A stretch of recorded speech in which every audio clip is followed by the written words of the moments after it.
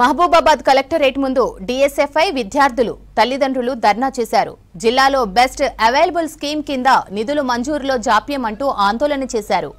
Pending లో ఉన్న 4 కోట్ల రూపాయల మిగులు బకాయిలు విడుదల చేయాలంటూ నిరసన చేశారు. ధర్నా చేస్తున్న విద్యార్థి సంఘాలకు నచ్చచెప్పే ప్రయత్నం చేశారు పోలీసులు. విద్యార్థి సంఘాల నాయకులు పోలీసులతో వాగ్వాదానికి దిగారు.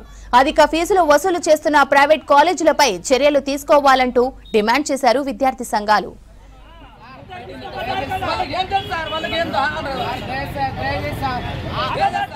9th క్లాస్ చదువుతున్నాడు. అభ్యాస్ స్కూల్ తొర్రూరులో ప్రభుత్వం ప్రవేశపెట్టినటువంటి బెస్ట్ అవైలబుల్ స్కీమ్ అనేది దీని యొక్క ముఖ్య ఉద్దేశం ఏంటంటే ఎస్సీ ఎస్టీ గిరిజనులకు సహాయం చేయడం కోసం, వాళ్ళ యొక్క విద్యా అభివృద్ధిని తోడ్పడడం కోసం ఈ పథకాన్ని ప్రభుత్వం ప్రవేశపెట్టింది.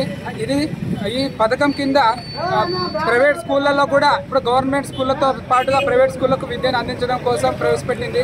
కాబట్టి ఈ స్కూల్లో ఈ పథకంలో భాగంగా దాదాపు కొన్ని వందల మంది గిరిజనులు చదువుకుంటున్నారు. కాబట్టి ఈ పేద గిరిజన పిల్లలకి స్టైఫండ్ ఈ ప్రభుత్వం స్టైఫండ్ ఇవ్వకుండా సంవత్సరాలుగా ఆలస్యం చేసుకుంటూ పిల్లల యొక్క విద్యా జీవితంతో ఆడుకుంటుంది. కాబట్టి ఇకనైనా కూడా ప్రభుత్వం స్పందించి మా పిల్లల యొక్క రియంబర్స్మెంట్ ఫీజు విడుదల చేయాలని చెప్పేసి మేము కోరుకుంటున్నాం, డిమాండ్ చేస్తున్నాం. ఈరోజు కలెక్టర్ ఆఫీస్ ముందు మేము ధర్నా చేయడం జరిగింది.